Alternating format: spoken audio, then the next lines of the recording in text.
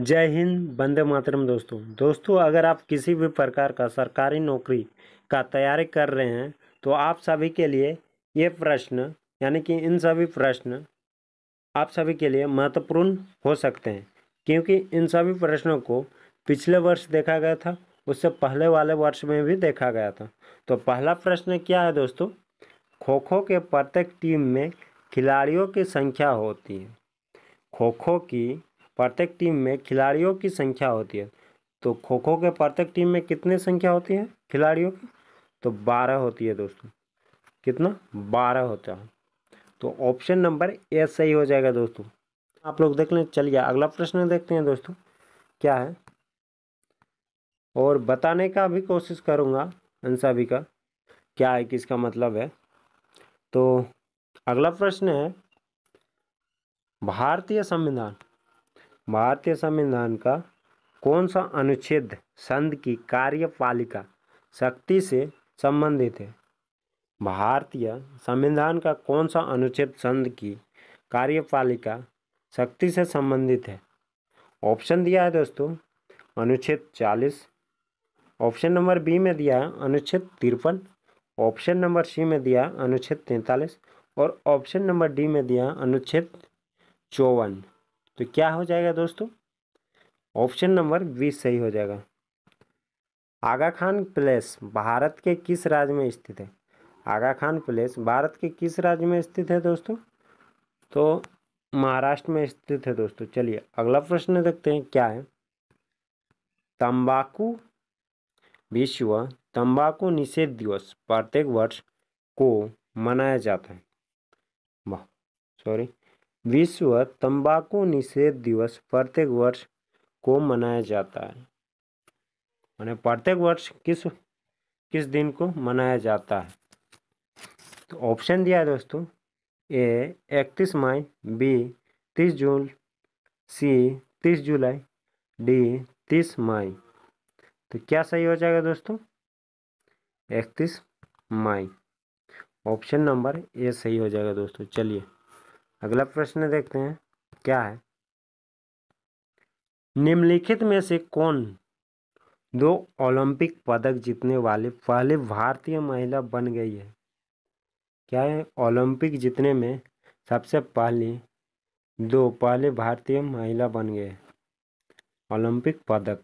तो कौन है दोस्तों? पीवी सिंधु। कौन है? पीवी सिंधु।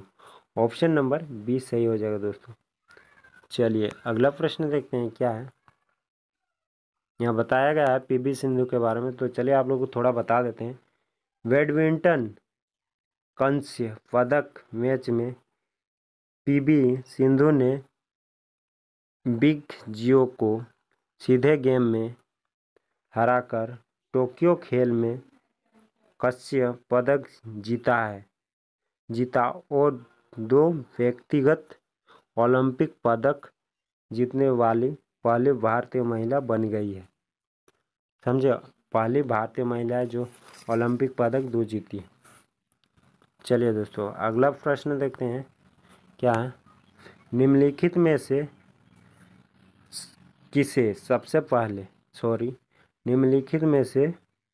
किसे सबसे शक्तिशाली चोल शासक माना जाता है? किसे माना जाता है? राजा राज। ऑप्शन नंबर बी सही हो जाएगा दोस्तों। नीचे आंसर भी दिया गया है दोस्तों, कोई बात टेंशन नहीं लेने का। चलिए अगला प्रश्न देखते हैं क्या है।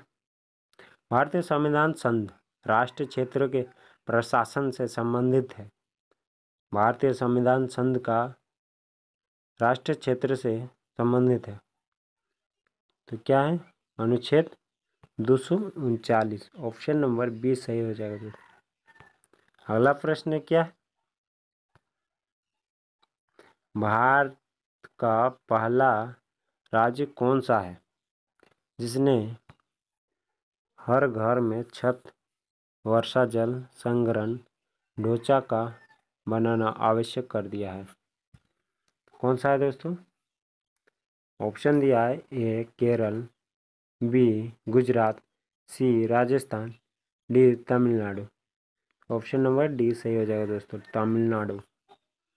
चलिए अगला प्रश्न देखते हैं क्या है। हॉकी मैदान का आयाम क्या है? तो ऑप्शन नंबर ए सही हो जाएगा दोस्तों। चलिए अगला प्रश्न देखते हैं क्या है।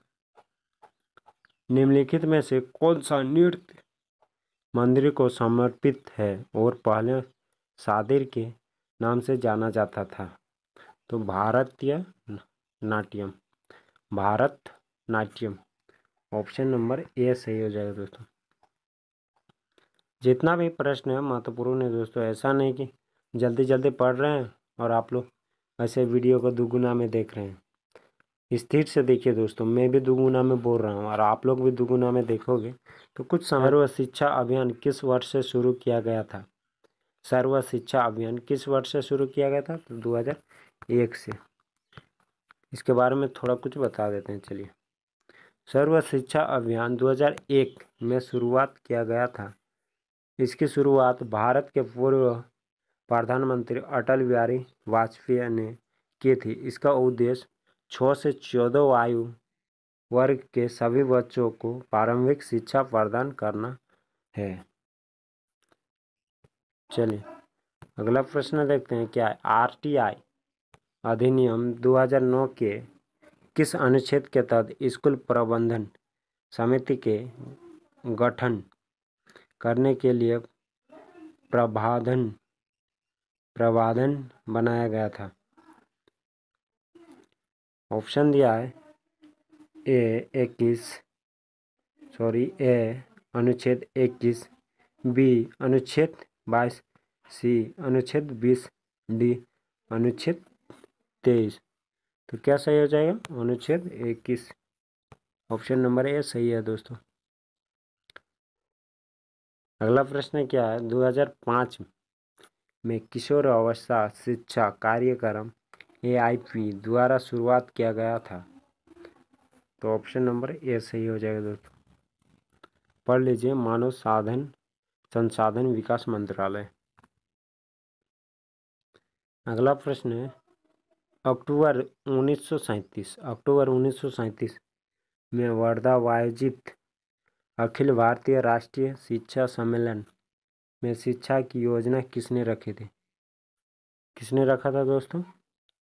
महात्मा गांधी ने। ऑप्शन नंबर डी सही हो जाएगा। उस उपकरण का नाम बताइए जो कंप्यूटर के निर्देशों को इंटरप्रेट और एक्सिक्यूट करता है। कौन करता है दोस्तों? CPU, ALU, CU, cash? कौन करता है दोस्तों? CPU। ऑप्शन नंबर ए सही हो जाएगा दोस्तों।